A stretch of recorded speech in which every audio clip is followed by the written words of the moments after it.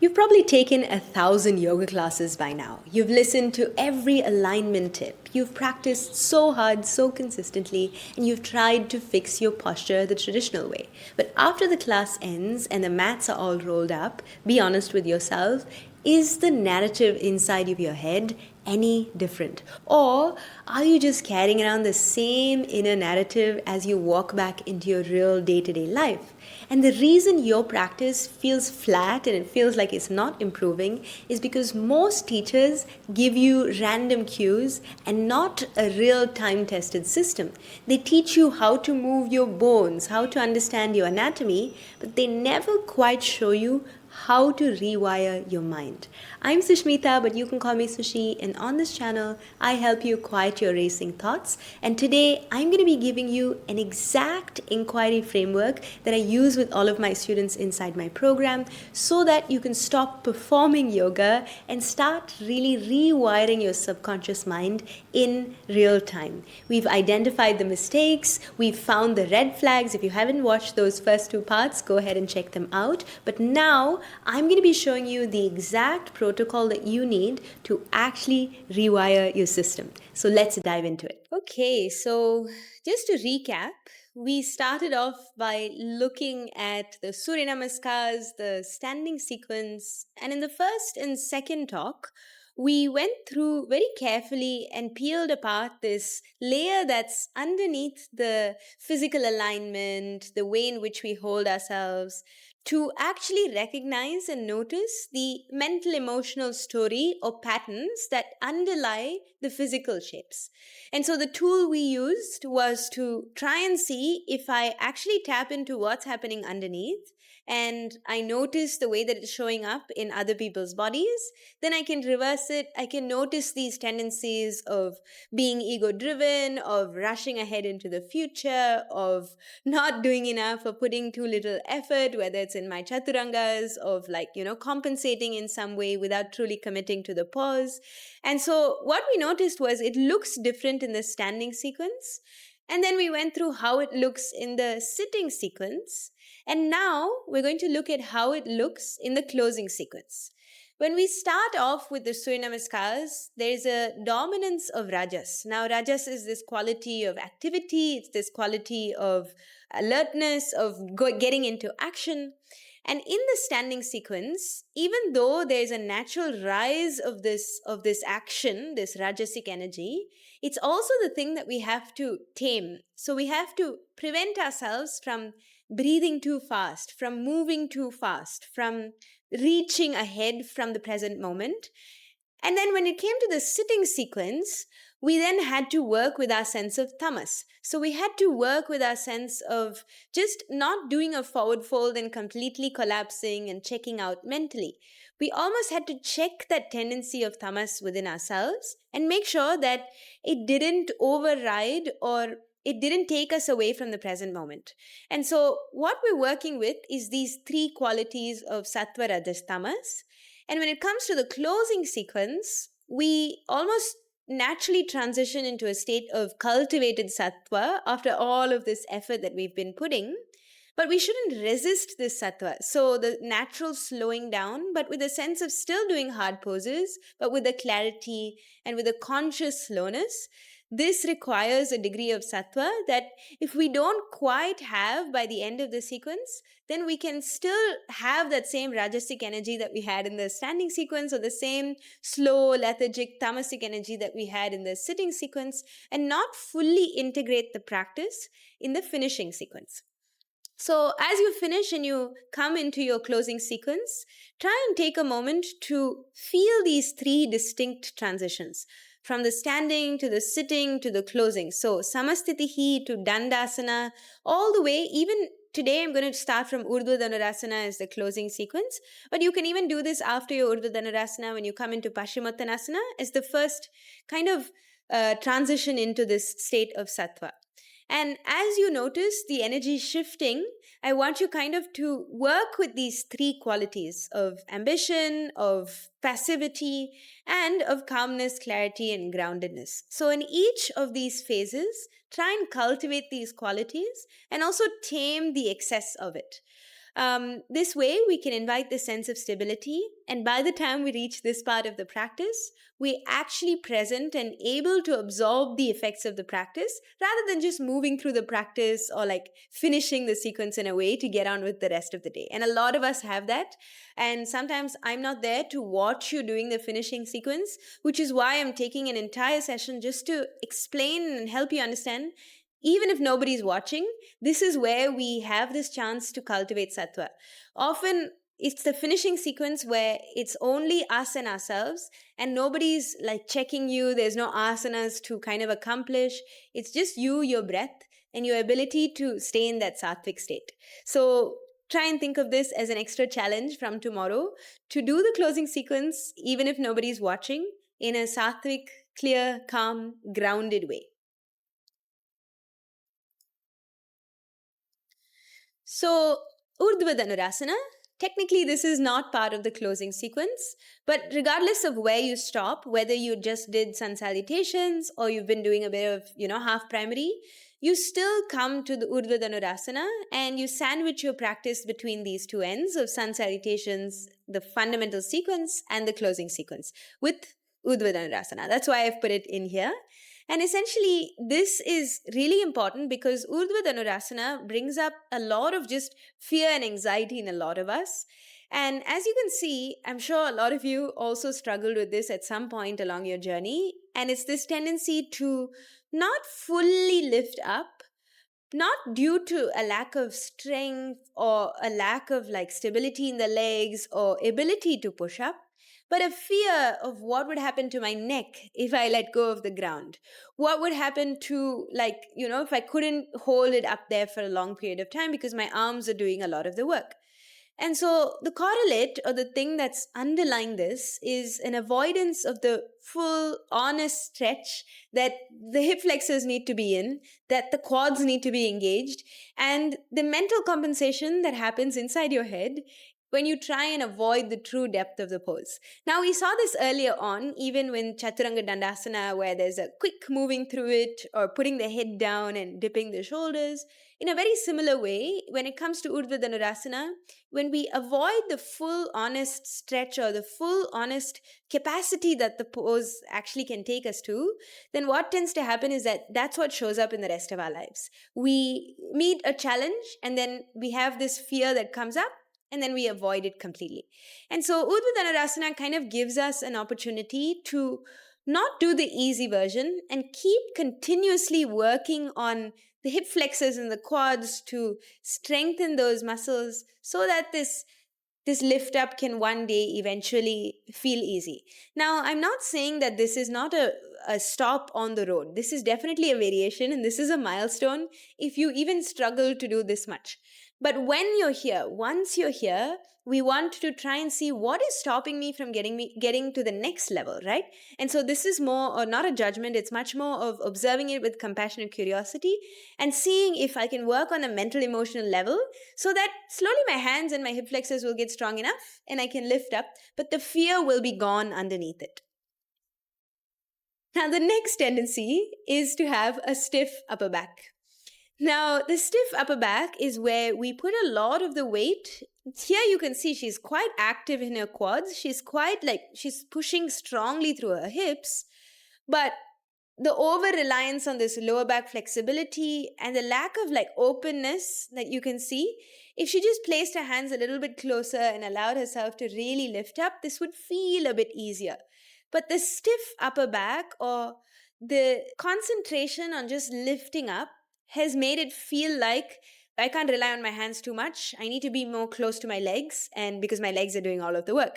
So as you can see, these are two opposite things, right? Here, not enough engagement. I'm not strong enough in my shoulders. Here, over-reliance on the flexibility of the spine rather than actually saying, okay, I'm going to open up my whole back. Even though I have a stiff upper back, I'm going to truly be vulnerable in this shape. And so this is classic armor around the heart, and it signals this fear of vulnerability, of whatever old emotional wounds are coming up, and a deep-seated protection of the self. Now, to truly have a chest here and to open up as if there was a wall here and she pushed her chest here would require a great deal of just openness to being able to do that, to go into that range, to feel the stiffness, overcome the stiffness, but on a mental, emotional level, reduce or remove this protection or this armoring around the heart. And so there's lots of alignment cues that we can do to fix the shape, but all the angle that we're looking at it from today is, what is the shape showing me? What is this underlying mental, emotional story that's coming up every single time I come into the shape? And so whether you're just struggling to lift up because you're scared or you're afraid, or you're just closing off, even though you have the strength and you can already open up and you have that, thrust in yourself to lift up and you're somehow protecting yourself, either of these things can prevent you from going deeper into the shape. And so some of these unlocks need not be alignment based, even though the mind likes alignment cues and techniques and drills. If we can somehow just see what's going on, then this will shift things massively. And in a moment, I'm going to give you exactly how to do this with a journaling exercise. But stay with me because we only have a few positions in the closing sequence. Next, we have Salamba Sarvangasana, or the shoulder stand. Now, I've tried to limit it to the positions that everybody does, just so I can show you. But essentially, the common tendency here, as you can see, she's elbows are quite wide. She's not actually lifting up or engaging her legs, rolling her thighs in to lift up. And her hands are quite low instead of being in her back, like flat at her back. Now, this displays a sense of fear, this not strong in the foundation. There's a bit of collapsing in the shoulders. And as you can see, the other tendencies is the slight banana shape. This is a very good variation, by the way. In fact, she's doing this really well from a variation perspective because she's giving herself a good firm base. She's not forcing herself to lift up just yet. But you can see there's strain in the neck, there's a trying, there's a holding, which is what we need to release. Same strain in the neck and pulling up. And inversions essentially bring up this fear. It's very, very common whenever, your head is not above your feet. It can feel really overwhelming. And it brings up this fear because there's this fear of losing control, this fear of the unknown, and almost this lack of trust that you can lift up even higher. And so a wavering body directly reflects or reveals a wavering, unfocused mind. And so whenever you're in an inversion, try and zip into the center axis. Try and have an engagement through your bandhas, because that will give you a sense of centeredness, of stability, of having a foundation that can hold you up regardless of the orientation of your body. And so whenever we see this, we can see or we can deduce that it often mirrors a lack of mental centeredness and a general stability in life. Whether you're trying or you're aiming to do, Sarvangasana or even headstand, Shirasasana, they quickly reveal the wavering mind because it requires you to put yourself in a position where there's a fear of losing control, there's a neck compression, and your legs are literally above your head. So be conscious of this, and next time you're in an inversion, whatever that inversion is, try and bring yourself back to your own center and focus on your bandhas and breath. This will really help to fundamentally change your perspective of the world. Next, we've got Padmasana or Yoga Mudra, and essentially this is the Lotus pose and the yogic seal. So Padmasana, of course, not a lot of people can do Padmasana. It's totally fine that not everyone needs to do Padmasana. There is anatomical reasons for this. But then we find ourselves forcing the knees and experiencing pain, and this shows or displays an impatience or almost like this ahimsa towards ourselves to achieve an external goal. Now, another thing you'll notice is when other people are doing Padmasana and this person can't, you can see the knees are really high. Then at the end of the practice, there's this inability to be still and sit still. And it shows or reveals that the mind at the end of the practice, even during the finishing sequence, is still very agitated. It's still in the Rajasic state. It hasn't quite transformed you into a Sattvic state, which means that at least in the finishing sequence, we consciously have to invite this quality. It's not going to come on its own. We have to invite it through the shape and through what the shapes are demanding of us. And when you come to the finishing sequence, it's a clear test of how effective your practice has been at calming your vrittis or fluctuations. And the best way is, whether you're doing Sarvangasana or you're in that final three, Yoga Mudra, and you're just sitting in Padmasana and then Uttlitihi, try and see, am I actually able to do a really slow 8 counts or 10 counts of the breath? Is my mind still wanting to finish the practice? And by knowing where you are in the finishing sequence, you can accordingly take longer or shorter time in your Shavasana. So if you still notice, I'm still agitated, I'm still in that Rajasic state, then every single pose in the finishing sequence is a chance to cultivate, to invite, to bring out that Sattvic state. And so at the end of the practice, we want to be calming our vrittis or our fluctuations. So definitely use the finishing sequence as a way to cultivate that. And finally, this is everyone's favorite position. It's the Shavasana or corpse pose. And essentially in the yogic text, even in the Hatha Yoga Pradipika, Shavasana is considered to be the final relaxation, but it's not even relaxation. It's a kind of morbid thing. But Shavasana, in a way, we are preparing for death. So we are stilling the breath so much that it's barely visible, barely like you're not breathing full ujjayi breath. You're just breathing barely through the nostrils that you can not even hear it, and it's so soft, like you're no longer breathing at all. You're not making any movements at all. You are not thinking, you're not achieving, you're not trying to do more. But what you're trying to do is simulate death. So imagine if you were on your deathbed, this is your last few moments of life.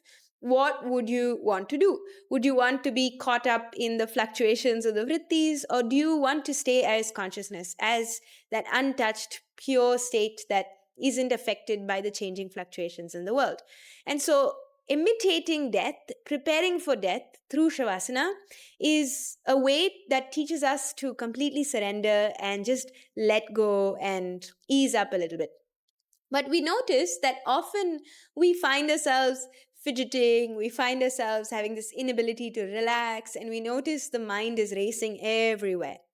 But the common mental correlate, or the thing that we can discover, is that there's a resistance here, and this resistance is the resistance to let go of control completely. We don't know whether it's been 2 minutes or 5 minutes or 10 minutes, and it can feel like forever. But this inability to let go in Shavasana reveals the mind's deep-seated habits of control, of planning, of worrying, of thinking of desires every single time you're left to your own devices. And so try tomorrow to practice Shavasana as almost like a conscious attempt or a practice of letting go of control, of not doing anymore, of simply being as that silence that you've cultivated. And maybe it lasts only for like 1 minute or 2 minutes, but try and prolong that for as long as you can. And even if in the finishing sequence you haven't achieved that sense of Sattva, definitely in your last few moments, quote unquote, before you die, you want to be able to cultivate that quality of Sattva. So try this tomorrow and let me know how it goes. But that brings us to just wrapping up and summing up what we find as patterns in the finishing sequence. Now, before I dive into how to apply this to your practice on a day-to-day basis, I really want to just give you this energetic arc. It's a really powerful energetic arc because the backbends challenge our deepest fears. They expose this vulnerable part of our front body extending. The inversions flip our world upside down. Literally, our head is below our feet, which can be scary. And it kind of challenges our ability to trust ourselves, our stability of our limbs.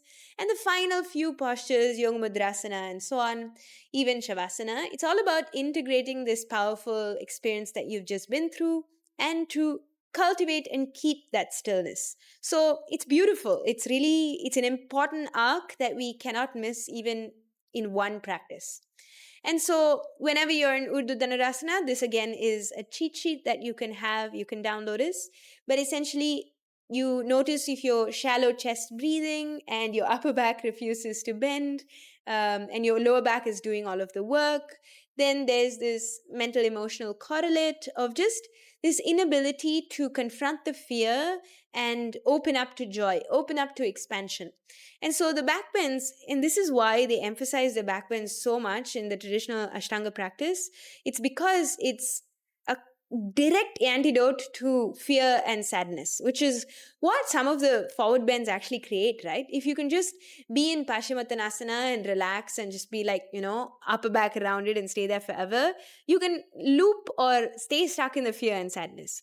But if you do a back bend, any back bend, it can be Ushtrasana, it can be Urdhva Dhanurasana, anything, it demands a sense of courage, right? To not be in your thinking mind and to rather overcome the fear response that seems so primal to all of us. And so when we can do this, we work slowly we chip away at this lack of trust and this deep-seated fear of being open and unguarded. And so try this, try and see this as like an opportunity and ask yourself, am I actually willing to let go of this, to open up, to expand? And even if it feels terrifying, am I willing to actually open myself up and without sending all these danger signals to my nervous system? And as we looked at Sarvangasana, it is this intense fear of wobbling and constant micro adjustments of shoulders, of lifting the hands, and so on, depicts this inability to surrender and just change your perspective a little bit. And there's a fear of falling, whether it's in any inversion, and this is your ego's fear of losing its grip. And so when we can't be in control of our environment, and in fact we are not, as we see in today's world, we then have to trust our own ability to find balance in unfamiliar situations, right? And so the wobble is the practice, to come into the wobble, to feel the wobble, and then see that as a direct mirror for the mind. That right now, in this moment, I'm not one-pointed or singly focused on my Nabhi chakra, on my navel, and my mind is still going off on some story. It still has instability and internal chatter. And you can notice this. Your toes will go forwards and backwards. You'll try and shift your balance up and down. And it's inevitable for all of us. We can't be perfectly still.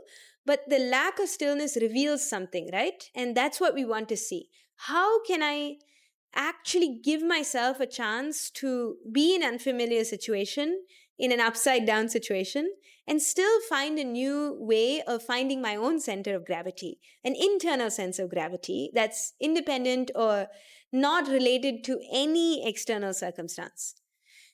And then we've got Padmasana in Yoga Mudra. These are perhaps the most important, along with Utplitihi, of course, because they seal the entire practice. And if the ultimate goal of all of this stuff that we do on the mat is meditation, then we have to have this intention of integration, right? If we're still fidgeting, if we're still, resisting to actually going all the way, whether it's with a block or not, it's like we're not allowing this head to be lower than our heart.